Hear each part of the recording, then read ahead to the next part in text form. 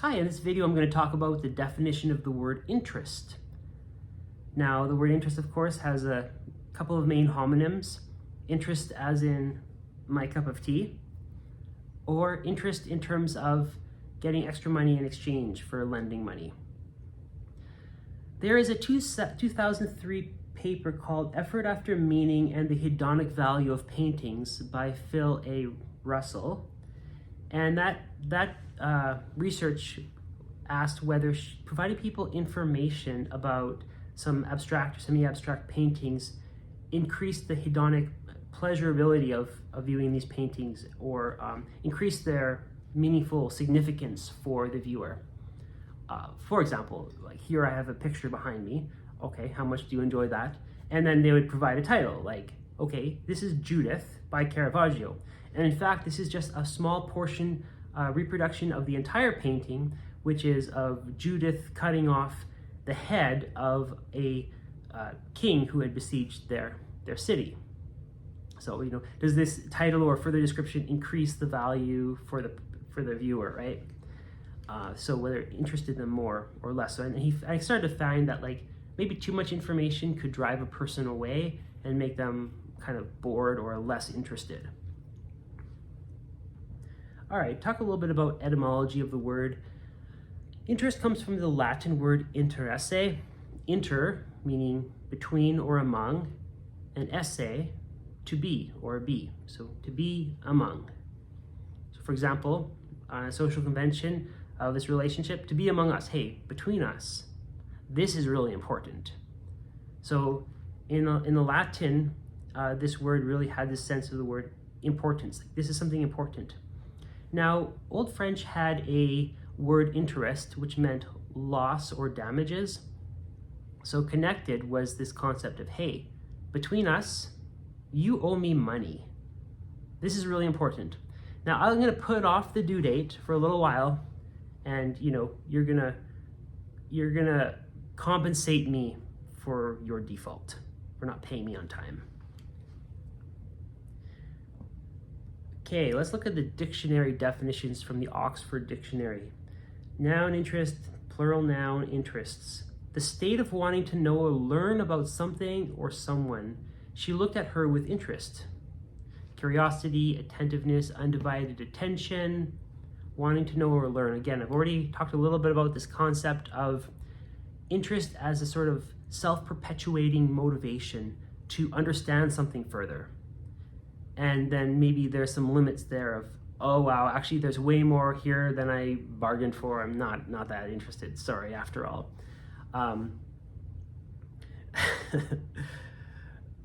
So there can be that intrinsic attraction, allure, charm, beauty, temptation, tantalization to something, a subject someone is concerned about or enthusiastic about.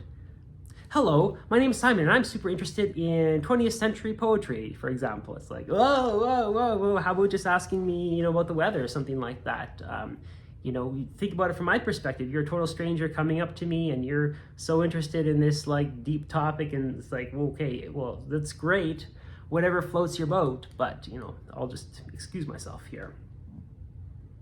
That's the first definition. Second definition, money paid regularly at a particular rate for the money lent, or for delaying repayment of a debt, such as monthly interest rates. Again, I don't know too much about interest rates, why they have to be high or why they have to be low. We need high interest rates so that people won't borrow money, something like that. Dividends, profits, returns, percentage, or gain. There's a 13th century term called usury, which is basically the same as interest. It was forbidden under ecclesiastical law. It was a sin of usury. Now, I think a lot of that justification of the condemnation of interest emphasizes that usury tended to be at extremely high rates of interest. So for example, I need some food. I'm gonna starve. I just need food for today. Tomorrow I can work. I just need some food for today. Okay, well, I'll lend this food to you for one day, but then you're gonna have to give me 75% of it tomorrow, and 65% the next day, and so on and so on. Extremely high rates of usury. That kind of there had to be some sort of limits. And the classic example there was, if someone's owes you something and they have nothing to repay, and you're going to take back like their last coat or their blanket, you have to return that coat to them at night, right? So they don't freeze. So there has to be some sort of limit on this, right? There has to be some sort of limit on interest here, right? Like, how far are we going with this? But however you interpret it, I tend to think that usury is just interest in general, but maybe not. Okay. Basically, there was no stopping interest. Like, there is no way that concept was not going to continue. So interest has continued to this day, and we still have interest. The word interest can also mean the advantage or benefit of a group or person, such as, the merger is not contrary to the public interest. So this concept, public interest, people often try to distinguish what is to the benefit or advantage of a person or group versus what is merely idle curiosity. I'm not sure how I feel about that. I think since the development of utilitarianism, there's enough people see value in like gossip, for example, like celebrity gossip, like, hey, I want this information, it's in the public interest, because I want to know about it. We're interested in that. We want to know about that. So there's an argument there that the term public interest should include both what is beneficial to a community as well as what they happen to be interested in, whether it's scandal or slander, whatever, right? The term public interest has a bit of an interesting history, actually. So we have this medieval concept of the common good, and the term public interest developed as a reaction to this concept of the common good. So common good, first of all, classically was defined both as what is good for human beings individually and communally, what's kind of a common element of humanity. For example, like clean water, health, right? It's good for everybody. It's good for the whole community. It's good for all the individuals. And some people argued, well, we should distinguish what is kind of a distributive good from a common good. So distributive is like, I get more clean water, you get less clean water. There's like a limited amount and we need to divide it up, and either you get more or I get more, right? So this kind of concept started to get introduced. Common good would also be like education, maybe, the people developing their skills and their minds, the perpetuation of the species and of the community through children, and so on, love and charity, so on, like that, right? So these are kind of common goods. So the kind of debate and problem began to emerge around this concept or image of, or metaphor of the common good, as the community is like a human body. As the body has many members, hands, feet, eyes, so the community has many members, individual people. Now, if one of those members gets injured, like for example, if I get a cut on my finger, that cut could become infected, and they call it gangrene. The infection would begin to spread and could kill a whole person just from getting a cut, right? They didn't have antibiotics back then. So they said, well, it's in the common good if we would chop off that arm, right? We have to make a sacrifice here to protect the whole body. And so again, you can start to see, well, like executing a person accused of a crime. Well, this person is rampant in the community. We don't have any less extreme measures to stop them from hurting the community. Therefore, execution is justified. And how about just war? Yeah, you know what? Those invaders have forfeited their right to life by attacking and killing innocents. Therefore, to protect our whole community's survival, we will go to war. We will sacrifice individual members of our community, our family members, and we will go and fight to the death, right, in a war. So this concept of the common good began to be used more and more as a justification for king and country. We're going to go to war and fight these evil people. After those wars, so often people were disillusioned. They said, hey, wait a minute, what actually happened? In retrospect, we see what this war was really about. It wasn't about protecting us. It wasn't about that. It was about the king getting richer. He wanted to plunder. Look, we were well off before. We were fine as a community. We had enough resources to do well. And my family member died just to line the king's pockets. And so this term in the common good just developed a very distasteful flavor. People became more and more angry about this term. Like again and again, rulers would use this term, the common good, and sacrifice individuals, right? And so they said, listen, we need a new term for this. We need a new concept. Not what is in the common good, what is in the good of the commoners? What is in the good of the plebs? The public good, right? So what's the public interest? Like, what is in our interests as commoners, as plebs, right? So that's where the term public interest began to arise. And random facts, I guess. Archaic, the selfish pursuit of one's own welfare or self-interest. So interesting, the Oxford Dictionary says that self-interest is an archaic expression. I think that's probably because, again, of the development of utilitarianism and this idea that, hey, you know what? It's good for you to pursue your own pleasure. Go ahead, pursue your own advantage and what's beneficial for you as an individual. That's actually advantageous for the whole community, like systematically, right? So we want to maximize people's pleasure. Just go ahead and maximize your own pleasure. That will promote the economy and so on. So maybe that's why it's saying that the idea of self-interest as a selfish pursuit of welfare is a kind of archaic term. Definition 4 of interest: a share, stake, or involvement in an undertaking, especially a financial one. So claim, investment, stocks, equity, legal concern, right to property, title. Holders of voting rights must disclose their interests. Or, a director of a corporation has a fiduciary duty not to vote on a matter in which the director has a conflict of interest. So just to kind of explain that concept of interest a little more, maybe it's closely related to that self-interest, that archaic term, but it's really this concept that, interests can kind of undermine other interests from kind of an objective point of view, right? Let's give the example of a director. So a director has a fiduciary duty to a corporation. That means that there is utmost trust and vulnerability.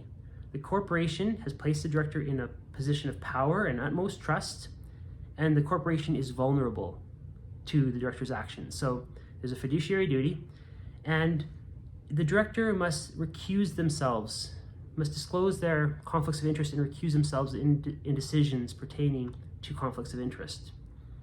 So for example, let's say a corporation is deciding whether to hire ABC Corp or XYZ Corp to provide services to the company, to the corporation. And let's say that a director owns, or their spouse owns, ABC Corp, right? So that director will benefit if the corporation chooses ABC Corp. Now, it may be true that ABC Corp is the best company to hire, right? And that director might have information about that. It might be best for the corporation, but at the same time, that director is also going to get an advantage, a financial benefit from the corporation hiring ABC Corp. So there's a question of kind of objectivity and bias, right? That can't really be resolved. So that's why the kind of rule is that the director has to either disclose their interest somehow or just generally recuse themselves and not participate in that decision of which company to hire. So interests can also have that meaning like a legal, loyalty, favoritism, bias. Fifth definition of interest: a group or organization having a specified common concern, especially in politics or in business, such as the regulation of national interests in India, Brazil, and Africa. I think there it's kind of distinguishing, a person can have political interest for various reasons. Maybe it's their hobby to read about, politics, something like that. They just enjoy it as a pastime. Maybe some people are pursuing it because they have a stake in it. Like, if a certain political party wins, my business is more likely to have a favorable, economic situation, right? Other times it might be like, hey, this situation, let's say border security, I don't know. This situation of border security will have probably zero impact on me if this particular individual is admitted by immigration or not. has like pretty much zero impact on me financially, or on my business, or I'm not particularly, it's not my cup of tea. I don't care about what happens there one way or the other. But I might have sort of a national interest in the, what's happening in the country. It might affect me, maybe, or slippery slope indirectly, something like that. Okay, so of course the word interest can also be used as a verb. I thought the book might interest Eric. So interests, interesting someone in a topic. Efforts were made to interest her in a purchase, for example. Again, there's some kind of similar words like float someone's boat. I like that one, of course, for a person whose livelihood depends on, using the boat. If they had a hole in it and someone could float that boat, that would be wonderful, right? But I think the term generally is like, hey, you're interested in that, and I'm not really interested in that, so whatever floats your boat, I mean, that's all good. Go ahead, go read that, go explore that, whatever, I don't really care, just excuse me, right? For example, small talk doesn't float my boat, or does float my boat, right? Small talk, like, hello, my name's Simon, how's it going? How about this weather? Beautiful, sunny, warm summer we had, whatever. Okay, small talk, right? Versus, hi, my name's Simon. Oh, how do you explain your own existence? It's like, whoa, like from my perspective, like that seems like from another person's perspective, it's like, yeah, okay, like whatever, I don't know you, and I'm just gonna excuse myself and be on my way, right? So to interest somebody first, I don't know, tickle someone's fancy, like, oh wow, what nice clothing, oh thank you, light someone's fire, persuade them, buy, sell, captivate, amuse, divert, entertain. All right, so that's about all I have to say about the definition of the word interest. More personal note, I'll say that one of my mottos in life is dig into the boring. Dig into the boring. The more boring, the better. And I say that for two reasons of just my personal experience. First, it's because I do often find that people are not interested in what I'm interested in. And also because I'm not interested in many things that other people are interested in. So I say dig into the boring in order to connect with people, in order to provide people something of value, to learn about it, to know about it, so I can offer them something. Hey, you're interested in this, here's some skills or knowledge I can offer you, right?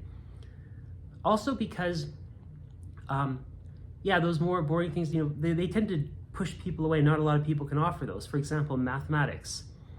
A lot of people say, I'm not a math person. What they mean is, yeah, I got lost in about grade 10 or grade 11. Someone didn't explain to me the solution or how to do it, and no one ever sat down with me, made sure I understood it, and I got lost, and then idea built on idea, and then I just didn't understand it, and I couldn't figure it out, and yeah, I never had the wherewithal or reason to go back and get to that more advanced operational math that can really add massive value, of course, basic math offers great value. Intermediate math, I'm not so sure, what is doing quadratic equation, like, what is that, right? But like really advanced math, operational math, yeah, like that's amazing, right? You can get so much value from that. So I say dig into the boring, right? Like, because also it can become interesting. Sometimes it's just like, maybe it's too difficult and you just need to take your time with it. Sometimes it's just, hey, just focus on the foundations here. It may be simple, but get your foundations solid, right? It's great. Digging into the boring also because, like I said, I guess you can kind of discover that as it becomes yours a little bit, you can enjoy it. Like usually I find that demand avoidance is fairly prevalent for me when I'm required to read like boring stuff. I'm like, oh, I have to do this. I have to do these administrative tasks. I don't like them, but I generally, once I get going on them, I have a little bit of ownership of them. I have at least a little bit of creativity in that process, and I can start to say, hey, this is my work. Okay, this is my thoughts. I'm one with this, and I like that. So definitely, I always say dig into the boring. I mean, I've had a lot of bad experiences too of trying to dig into things that I'm interested in and things that are fun, like I said. I get a lot of negative feedback from people on what I'm actually interested in, like my actual personality and way of behaving. Usually people don't respond well to me, so I just kind of, put on that classical or that metaphorical mask and just, try to pretend I'm someone who I'm not and that I'm, interested in all this boring stuff. But yeah, I sort of am interested in boring stuff, so I say dig into the boring. All right, have a great day and thanks for listening.